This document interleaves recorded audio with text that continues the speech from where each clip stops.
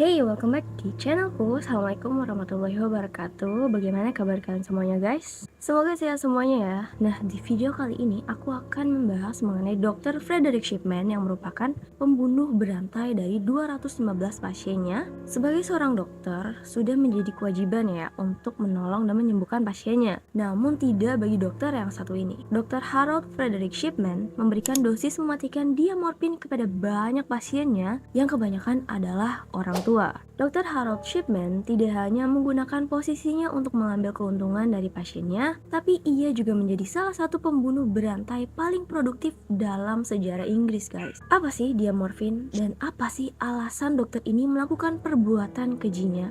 Nah, sebelum masuk ke pembahasan, jangan lupa untuk like, komen, dan subscribe. Nyalakan notifikasi juga untuk berlangganan.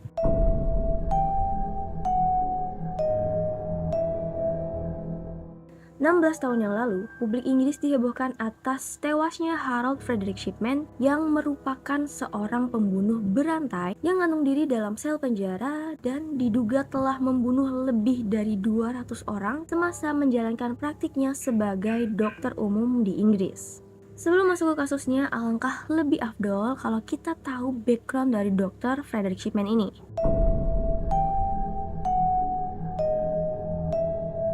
Lahir di Bestwood, Nottingham pada 1946, dikenal sebagai orang yang penyendiri dan arogan sejak kecil. Ayahnya adalah seorang sopir truk. Dia ini sangat dekat dengan ibunya yang bernama Vera. Dari kecil, Shipman ini hidupnya sudah diatur oleh ibunya, guys. Terutama bagaimana memilih seorang teman. Kecerdasannya menjadi modal dari Fred kecil ini untuk menganggap remeh orang lain dan menaikkan derajat dirinya. Pada saat remaja, Shipman menyaksikan pekan-pekan terakhir ibunya yang harus bergantung pada suntikan morfin untuk mengurangi rasa sakitnya yang akhirnya Vera wafat karena kanker paru-paru pada saat itu. Nah, mulai dari sinilah kehidupan Shipman pun berubah. Lepas dari sekolah menengah, Shipman memutuskan masuk pendidikan dokter di Leeds School of Medicine. Lulus pada tahun 1970 dan menjadi asisten di Rumah Sakit Umum Pontefract di West Yorkshire. Izin untuk memulai praktik sebagai dokter umum pun ia dapatkan setelah 4 tahun kemudian pada Abraham Ormerod Medical Center di Todmorden, West Yorkshire. Nah, di tempat praktik itulah Shipman mendapat korban pertamanya, yaitu seorang perempuan bernama Eva Lyons.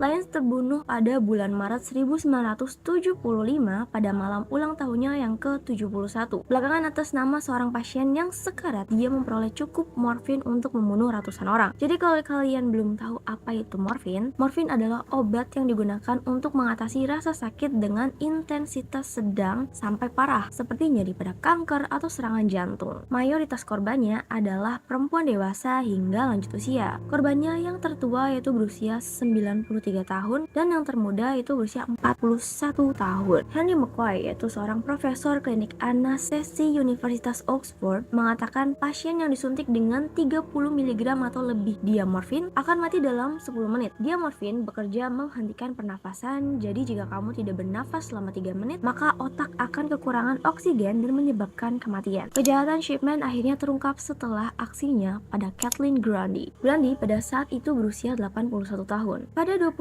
Juni 1998 di pagi hari, mantan wali kota Hyde itu membuat janji dengan Shipman untuk cek darah rutin. Anak perempuan Grundy yaitu Angela Woodruff menyebut ibunya sangat mempercayai dokter pribadinya itu. Karena cemas Grundy tak muncul di acara makan siang klub pensiunannya tanpa memberi kabar, akhirnya anak-anaknya pun panik dan pada pukul 3 sore, tubuh Grundy yang berpakaian lengkap ditemukan di sofa rumahnya oleh 2 karyawannya. Shipman dipanggil untuk memberi pertolongan, namun ia sudah tidak bernyawa dan Shipman ini menyatakan penyebab kematiannya itu adalah karena usia yang telah tua. Grundy ini adalah orang yang kaya raya, guys. Setelah kematian Grundy, rupanya Shipman ini ingin menguasai harta pasiennya ini dengan menulis surat wasiat palsu. Nah, surat wasiat itu bertuliskan, "Aku memberikan semua harta uang rumahku kepada dokterku." Tulisnya, "Keluargaku tidak membutuhkan dan aku ingin menghadiahinya atas semua perawatan yang telah diberikan kepadaku dan orang-orang Hyde." Dengan surat wasiat palsu itu, Shipman mengincar sebuah rumah mewah yang bernilai 386.402 pound dan beberapa rumah lainnya dalam surat itu. Dia juga berpesan seolah-olah Grundy menginginkan tubuhnya dikremasi setelah meninggal. Aduh ya Allah, shipment. Namun ternyata perkiraan shipment ini meleset jauh guys. Jenazah Grandi oleh keluarganya tidak dikremasi. Woodruff pun curiga kematian ibunya ini tidak wajar dengan munculnya surat wasiat tersebut. Kuburan Grandi pun akhirnya dibongkar 5 bulan setelah kematian untuk keperluan otopsi. Ternyata dalam jaringan ototnya ditemukan kandungan morfin yang tinggi. Atas kejadian tersebut pun sejumlah kuburan pasien shipment yang wafat kemudian dibongkar semuanya. Dan semua kejahatan pun terbongkar. Atas terbongkarnya kejahatannya, akhirnya Shipman ditahan atas tuduhan pembunuhan pada September 1998. Harold Shipman selalu menyangkal adanya pembunuhan dan menolak bekerja sama dengan polisi atau psikiater kriminal. Ketika polisi mencoba menanyanya atau menunjukkan foto korbannya, dia duduk dengan mata tertutup, menguap, dan menolak melihat bukti apapun. Awal Januari tahun 2000, Shipman dijatuhi hukuman penjara seumur hidup atas kejahatan yang dilakukannya. Hasil investigasi yang diumumkan pada 2 tahun kemudian menyebutkan Shipman ini telah membunuh paling sedikit 215 orang. Psikiater Richard Beddock, seperti yang dikutip The Guardian, mengatakan Shipman telah menunjukkan gejala nekrofilia klasik, yaitu orang yang menikmati semacam kepuasan seksual saat melihat seseorang mati di tangannya. Wah, psikopat ini emang. Astagfirullahaladzim.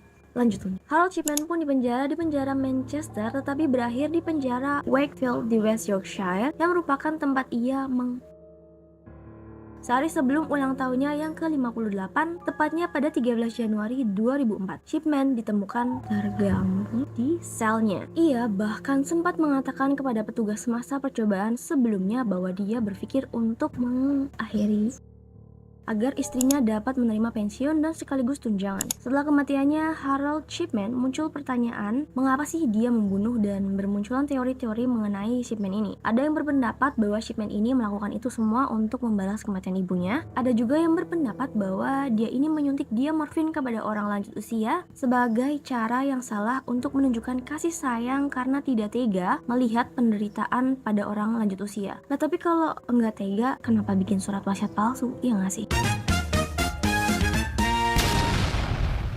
Oke, next. Ada juga nih yang mengatakan bahwa dokter tersebut memiliki kompleks ketuhanan atau God complex dan hanya perlu membuktikan bahwa ia dapat mengambil nyawa sekaligus menyelamatkannya. Aduh, psikopat ya bun. Gimana menurut kalian? Tulis di komentar. Jika kamu suka dengan video ini, jangan lupa untuk like dan share, klik subscribe dan nyalakan notifikasi untuk berlangganan konten selanjutnya. Terima kasih sudah menonton video ini. See you next time. Bye. Assalamualaikum.